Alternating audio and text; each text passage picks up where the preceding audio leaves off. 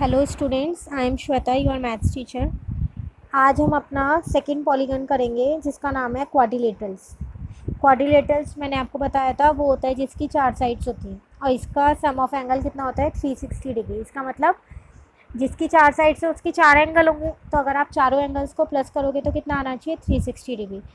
मैंने आपको last to last class में बताया था कि क्वाड्रिलेटरल के कुछ पार्ट्स होते हैं, जैसे square, rectangle, parallelogram, trapezium, kite, rhombus. ये सारी चीज़ें आज हम इसके अंदर पढ़ेंगे। मतलब वो सारी फिगर जो भी 4 साइड से बनी होती है वो क्वाड्रिलेटरल होती है, बट उनके नाम अलग अलग होते हैं। क्यों? क्योंकि उनमें अलग अलग प्रॉपर्टीज़ लग रही हैं। तो वो प्रॉपर्टीज़ आज हम इस टॉपिक में पढ़ेंगे। ठीक है, तो स्टार्ट करते हैं। चलो क्वाड्रिलेटरल से स्टार्टिंग वही लिखी है, a quadrilateral is a closed figure bounded by 4 line segment. It can also be defined as 4 sided polygon. It has 4 side, 4 vertices and 4 angles. ये आप सबको पता है। अभी मैंने आपको बताया 4 साइड होती हैं, 4 वर्टेक्स होते हैं, 4 एंगल होती हैं। ठीक है, ये opposite side, adjacent side, opposite angle, adjacent angle, ये मैं आपको तभी कराऊंगी जब हम कोई क्वेश्चन करेंगे। ठीक है, आसिफ हम टॉपिक समझ लेते हैं कि इसके कौन कौन से पार्ट्स होते हैं। देखो, इसके पार्ट्स अगर मैं आपको बोलूँ, जो मेन आपको इसमें करना है वो ये करना है, टाइप्स ऑफ क्वाड्रिलेटरल। फर्स्ट है पैरेललोग्राम। ये भी एक तरीके का क्वाड्रिलेटरल होता है। इसका मतलब ये 4 साइडेड का होगा, इसके 4 वर्टेक्स होंगे और 4 एंगल होंगे। लेकिन इसकी कुछ प्रॉपर्टीज़ हैं, वो क्या? A quadrilateral in which each pair of opposite sides are parallel. देखो, अभी मैंने आपको बोला था कि मैं अपोजिट साइड्स आपको टॉपिक के साथ ही बताऊंगी। अब मैं इसमें आपको बताऊंगी क्या है। A quadrilateral in which each pair of opposite sides are parallel is called parallelogram. कह रहा है वो क्वाड्रिलेटरल जिसमें जो अपोजिट साइड्स हैं, ठीक है, वो पैरेलल हो। पहली बात तो पैरेलल क्या है, आपको पैरेलल लाइंस पता है। पैरेलल लाइंस वो लाइंस होती हैं जो कभी भी इंटरसेक्ट नहीं करती और उन दोनों के बीच का डिस्टेंस जो है वो सेम होता है। ठीक है, तो अब यहाँ कह रहा है आपको each pair of opposite side. तो पहले अपोजिट साइड देखते हैं। देखो, ये रही फिगर आपके पास, ABCD, ये आपका पैरेललोग्राम है। अभी ये आपके लिए क्वाड्रिलेटरल है। पहले इसमें वो प्रॉपर्टी सेट करते हैं। अपोजिट साइड्स कौन सी होती है? आमने सामने वाली। मतलब AB के सामने कौन सी है? CD। सिमिलरली AD के सामने कौन सी है? BC। तो AB और CD ये दोनों अपोजिट साइड्स हैं। उसी तरीके से AD और BC ये दोनों अपोजिट साइड्स हैं। ठीक है, तो पैरेललोग्राम की प्रॉपर्टी क्या होती है कि जो ये अपोजिट साइड्स है ना, ये पैरेलल होती हैं। पैरेलल मतलब इनके बीच का गैप सेम होता है, ये आगे जाके कभी भी इंटरसेक्ट नहीं करेंगे अगर आप इनको एक्सटेंड करो तो। सिमिलरली AD और BC ये दोनों भी पैरेलल होती है, आप इन्हें एक्सटेंड करोगे तो ये आगे जाके इंटरसेक्ट नहीं करेंगे और इनके बीच का गैप भी इक्वल होता है। तो जो इसका मतलब ये दोनों साइड्स और ये दोनों साइड्स ये पैरेलल होती है और ये इक्वल भी होती है। मतलब जितना AB है उतना ही CD होगा, जितना AD है उतना ही BC होगा। ठीक है, इसकी एक और प्रॉपर्टी होती है, यही लिखी है properties, opposite angles are equal. अब अपोजिट एंगल कौन से होते हैं? साइड आपको समझ में आ गई, आमने सामने वाली। एंगल ऐसे होता है, एंगल A के सामने कौन सा एंगल है? इधर वाला सामने नहीं, अपोजिट साइड पे एंगल C। तो एंगल A और एंगल C ये दोनों आपके अपोजिट एंगल्स हैं और ये दोनों इक्वल है। ये इसकी प्रॉपर्टी है, इक्वल है। सिमिलरली एंगल D के अपोजिट पे कौन सा? Angle B। तो एंगल D और एंगल B ये दोनों आपके अपोजिट एंगल्स हैं और ये भी इक्वल है। ये इसकी सेकंड प्रॉपर्टी होती है। ठीक है, पैरेललोग्राम की। थर्ड है डायगोनल्स बाइसेक्ट ईच अदर। अब डायगोनल्स क्या है? डायगोनल्स ये अंदर वाले हैं, ये वाले AC और BD। बाइसेक्ट मतलब होता है ये इक्वल पार्ट में काट के जा रहे हैं। आप यहाँ देख लो, एक इंटरसेक्टिंग पॉइंट बन रहा है। यहाँ इन्होंने पॉइंट को मेंशन नहीं किया है। अगर मैं इसको नाम दे दूँ O, ठीक है, हम मान लेते हैं ये O पॉइंट है जहाँ पर ये इंटरसेक्ट हो रहे हैं। बाइसेक्ट का मतलब है जो ये OA है और जो ये OC है ये दोनों इक्वल होंगे। मतलब अगर ये पूरी लाइन 10 सेंटीमीटर है तो ये इसे कट करती हुई जा रही है ना, तो 5-5 में कट करेगी। OA भी 5 होगा और OC भी 5 होगा, उसे बोलते हैं बाइसेक्ट ईच अदर। ठीक है, सिमिलरली BD, अगर ये पूरी लाइन 12 सेंटीमीटर है तो AC से कट कर रही है, तो OD भी 6 होगा और OB भी 6 होगा। तो आपको समझ में आ गया पैरेललोग्राम मतलब क्या होता है। क्वाड्रिलेटरल पैरेललोग्राम कब कहलाएगा? एक 4 साइडेड फिगर पैरेललोग्राम कब कहलाएगी? जब उसमें ये तीनों प्रॉपर्टीज जो हैं ये सेटिस्फाइड होंगी। उसकी अपोजिट साइड्स पैरेलल और इक्वल होनी चाहिए, उसके अपोजिट एंगल्स इक्वल होने चाहिए और उसके डायगोनल्स बाइसेक्ट करने चाहिए। ठीक है, समझ आया आपको? सेकंड है क्वाड्रिलेटरल का ही सेकंड पार्ट है रेक्टेंगल। आपको ये प्रॉपर्टीज़ याद रखनी है क्योंकि इससे रिलेटेड जो एक्सरसाइज में क्वेश्चन है उनमें आपको ये प्रॉपर्टीज़ याद होंगी, तभी आप कर पाओगे। सेकंड है रेक्टेंगल। रेक्टेंगल आप सबको पता है इसकी अपोजिट साइड्स जो है वो इक्वल और पैरेलल होती हैं। आपको पता है ना कि ये दोनों लेंथ होती हैं और ये दोनों ब्रेथ होते हैं, ये इक्वल होते हैं लेंथ और ब्रेथ। ठीक है, ये आपने चैप्टर 15 में भी किया रेक्टेंगल, पेरीमीटर और एरिया वाले में। ठीक है ना, तो इसकी पहली प्रॉपर्टी तो सेम यही है, opposite sides are parallel and equal. इसकी सेकंड प्रॉपर्टी है इसका हर एक एंगल ना जो है वो 90 डिग्री का होता है। आपको पता है ये 4 साइडेड है तो 4 एंगल होंगे, चारों एंगल 90 डिग्री के होते हैं इसके। ठीक है, diagonals are equal and bisect each other. Same वही, इसके डायगोनल्स इक्वल होते हैं। इक्वल कैसे? डायगोनल्स आर इक्वल मतलब जितना आपका एस क्यू है उतना ही आपका पी आर होगा, इक्वल होगा। अभी मैंने आपको ऊपर वाले में एग्जांपल बताया था, अगर ये 10 है ये 12 है तो आप हाफ हाफ कर दो, बट यहाँ ये 10 है तो ये भी 10 है। और बाइसेक्ट मतलब दोनों बाइसेक्ट करके जाते हैं। अभी मैंने आपको बाइसेक्ट ऊपर बताया क्या होता है, हाफ हाफ कर देता है वो। ठीक है, तो इसकी भी 3 प्रॉपर्टी होती है, opposite sides parallel and equal, each angle is a right angle, diagonals are equal and bisect each other. ऊपर वाले में सिर्फ डायगोनल्स बाइसेक्ट कर रहा था, इक्वल नहीं थे, तो आपको ये चीज़ याद रखनी है। ठीक है, नेक्स्ट है आपके पास रोम्बस। रोम्बस क्या है? रोम्बस आपने, ये आपका न्यू टॉपिक है एक तरीके से, आपने पहले इसको नहीं पढ़ा है। A parallelogram in which all the 4 sides are equal, जिसकी चारों साइड्स इक्वल होती है ना वो रोम्बस होता है। लेकिन जिसकी चारों साइड्स इक्वल होती थी वो तो स्क्वायर होता था ना, आपको ये तो पता ही है कि वो स्क्वायर होता है। तो रोम्बस भी होता है जिसकी चारों साइड्स इक्वल होती हैं। फिर आप आइडेंटिफाई कैसे करोगे स्क्वायर और रोम्बस में? तो एक प्रॉपर्टीज है जो अलग है, हम उससे आइडेंटिफाई कर सकते हैं कि ये रोम्बस है या स्क्वायर है। ठीक है, तो अभी रोम्बस की समझते हैं, शायद नेक्स्ट टॉपिक आप पे स्क्वायर ही होगा। तो पी क्यू आर एस जो है ये रोम्बस है। रोम्बस कैसे है? क्योंकि इसकी चारों साइड्स इक्वल है। आपको दिख रहा है, ये मैं जूम करती हूँ एक सेकेंड, देखो आपको दिख रहा है ये डबल लाइन्स, इसका मतलब है ये इक्वल है आपस में, जितनी पी एस है उतनी पी क्यू है, उतनी क्यू आर है और उतनी आर एस है। ठीक है, अब इसकी प्रॉपर्टीज देखते हैं क्या है। पहली ऑल साइड्स आर इक्वल, ये तो होगी, जब रोम्बस है तो वो सारी साइड्स इक्वल होती हैं। अब कह रहा है opposite sides are parallel and opposite angles are equal. देखो साइड्स जो है वो पैरेलल है, अपोजिट साइड अब कौन सी है यहाँ? पी क्यू और एस आर एक पेयर है तो ये दोनों पैरेलल होंगी। पी एस और आर क्यू ये एक पेयर है तो ये दोनों पैरेलल होंगी। तो अपोजिट साइड्स जो है वो पैरेलल है। और कह रहा था अपोजिट एंगल जो है वो इक्वल है। अभी हमने ऊपर अपोजिट एंगल किया था, एंगल पी का अपोजिट एंगल कौन सा है? एंगल आर, उसकी अपोजिट साइड पे जो लिखा हुआ है सामने वाली साइड पे। एस का अपोजिट कौन सा है? क्यू। तो जितना पी है उतना ही आर होगा, जितना एस है उतना ही क्यू होगा। ठीक है, एक और इसकी प्रॉपर्टी है, वही diagonals bisect each other at right angle. अब यहाँ कह रहा है जो ये डायगोनल्स हैं, आप देख रहे हो ये यहाँ ये नहीं लिखा डायगोनल्स बाइसेक्ट ईच अदर, कह रहा है बाइसेक्ट तो कर रहे हैं लेकिन 90 डिग्री पे कर रहे हैं। तो जो ये एंगल बनता है ना यहाँ पर, ऐसे यहाँ पर भी 90 बनेगा, यहाँ पर भी, चारों जगह, और ये इक्वल होंगे। आपको दिख रहा है ये 3 लाइन्स है, इसका मतलब जितना पी ओ है, आप यहाँ ओ मान के चलना, फिगर में नहीं लिखा है बट मैं समझाने के लिए आपको बता रही हूँ, यहाँ ओ है तो जितना पी ओ है उतना ही ओ आर है। सिमिलरली जितना ओ एस है उतना ही ओ क्यू है।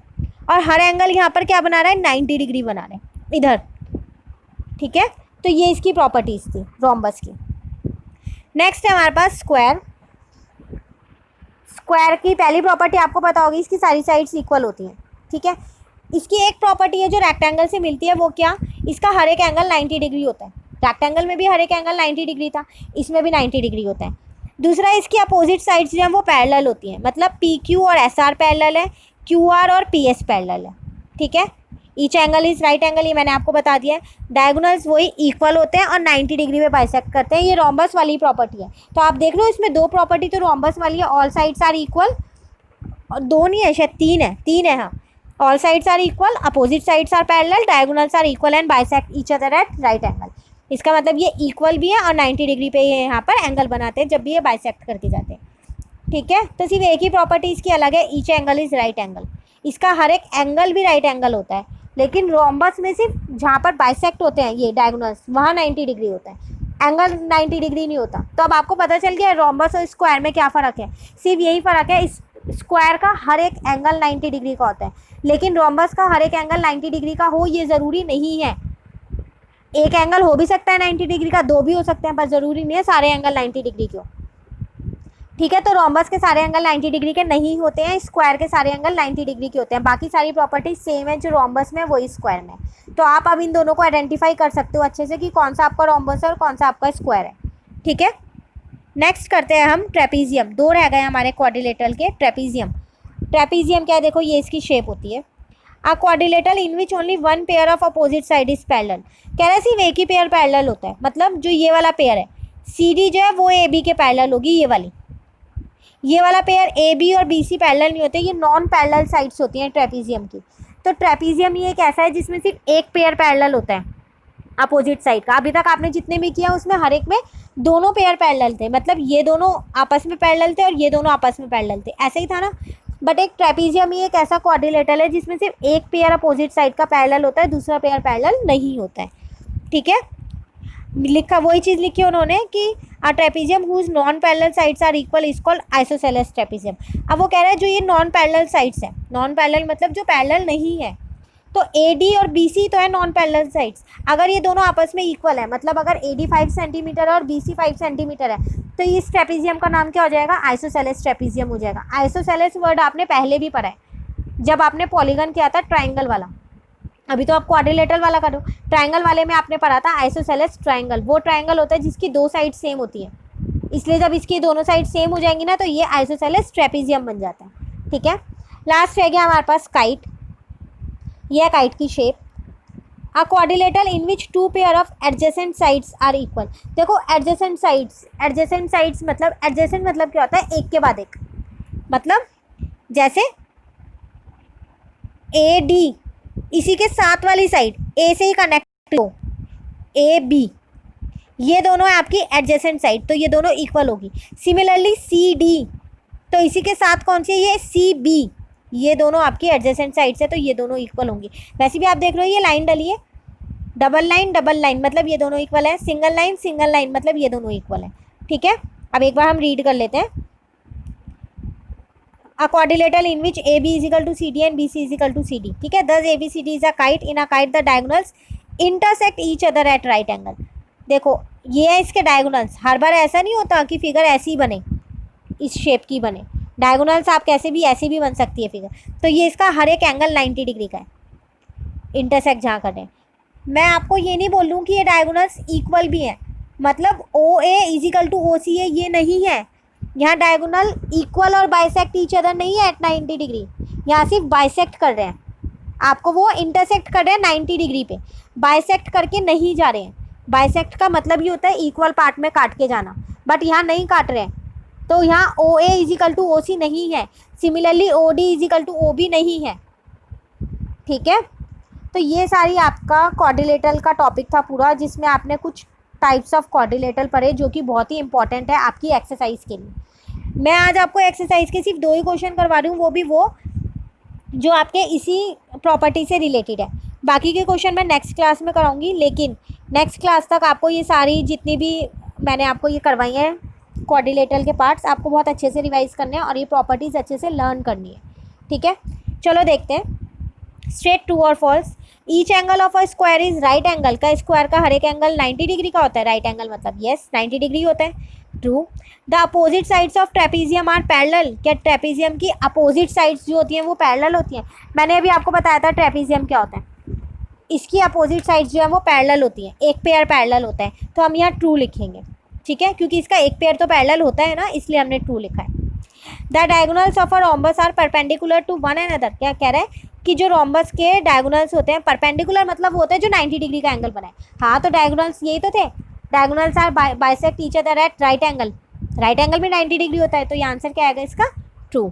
All sides of a kite are equal. क्या काइट की सारी साइड्स इक्वल होती हैं, नहीं, काइट की एडजेसेंट साइड्स इक्वल होती है, सारी साइड्स इक्वल नहीं होती है, तो यहाँ क्या आएगा, फॉल्स। ठीक है, क्वेश्चन नंबर 3 है, आपको क्वाड्रिलेटरल का नाम लिखना है। नेम द क्वाड्रिलेटरल और quadrilaterals which have the following property. Property देख के क्वाड्रिलेटरल का नाम लिखना है। ऑल साइड्स आर इक्वल, तो ऑल साइड्स इक्वल तो रोम्बस में भी होती है और स्क्वायर में भी होती है, दोनों में होती है ना, तो हम दोनों का नाम लिखेंगे, स्क्वायर और रोम्बस। ठीक है, all angles are of 90 degree, जिसके एंगल 90 डिग्री हो। मैं डायगोनल की बात नहीं कर रही यहाँ, तो रेक्टेंगल में सारे एंगल 90 डिग्री होते हैं और स्क्वायर में सारे एंगल 90 डिग्री होते हैं, तो स्क्वायर और rectangle. Diagonals bisect each other, जिसके डायगोनल्स बाइसेक्ट कर रहे हो। पैरेललोग्राम के भी बाइसेक्ट करते हैं, रेक्टेंगल के भी बाइसेक्ट करते हैं, रोम्बस के भी बाइसेक्ट करते हैं, स्क्वायर के भी करते हैं। फ़र्क कितना है रोम्बस के और स्क्वायर के, रोम्बस के 90 डिग्री पे करते हैं लेकिन बाइसेक्ट तो करते हैं। तो इसमें हम चारों का नाम लिखेंगे, ठीक है। All sides angle and diagonals are equal, जिसकी साइड्स भी इक्वल हो, एंगल्स भी इक्वल हो और डायगोनल्स भी इक्वल हो, तो वो कौन सा होता है, स्क्वायर, क्योंकि स्क्वायर की सारी साइड्स इक्वल होती हैं और उसके सारे एंगल 90 डिग्री के होते हैं। हाँ, रोम्बस की भी सारी साइड्स इक्वल होती हैं लेकिन उसके सारे एंगल इक्वल नहीं होते, इसलिए मैं यहाँ पर रोम्बस का नाम नहीं लिख सकती हूँ, ठीक है। Next, only one pair of opposite side is parallel, जिसमें सिर्फ एक ही पेयर पैरेलल होता है अपोजिट साइड का, एक ही एक्सेप्शन है इसका, ट्रेपीजियम। सिर्फ एक ऐसा ट्रेपीजियम एक ऐसी फिगर है जिसमें एक ही पेयर अपोजिट साइड का पैरेलल होता है, दूसरा पेयर नहीं होता है, ठीक है। तो आज हम सिर्फ यही दो क्वेश्चन करेंगे, प्रॉपर्टी से रिलेटेड और ट्रू फॉल्स। मैंने आपको यहाँ सॉल्यूशन में दिया है, ये रहा दो क्वेश्चन। अब आपको क्लास वर्क रजिस्टर में क्या करना है, जितनी डेफिनेशंस मैंने आपको ये मार्क कर रखी है ये सारी आपको क्लास वर्क रजिस्टर में लिखनी है विथ फिगर आपको पेंसिल से बनानी है, ठीक है।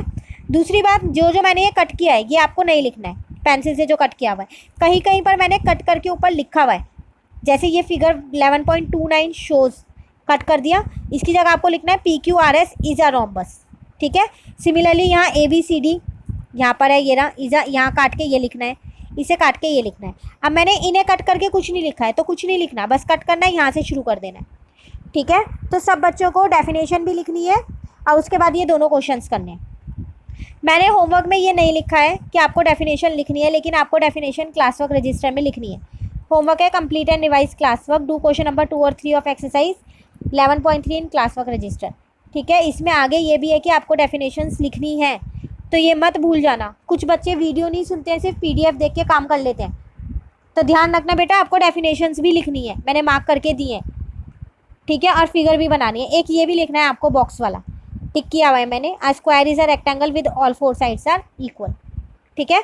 बाकी का काम हम नेक्स्ट क्लास में करेंगे। प्रॉपर्टीज़ बहुत अच्छे से रिवाइज करना, इसकी टाइप्स ऑफ क्वाड्रिलेटरल की, जितने भी क्वाड्रिलेटरल के टाइप्स हैं उनकी प्रॉपर्टीज़ है, ठीक है। बाकी नेक्स्ट क्लास में करेंगे। Thank you, have a nice day.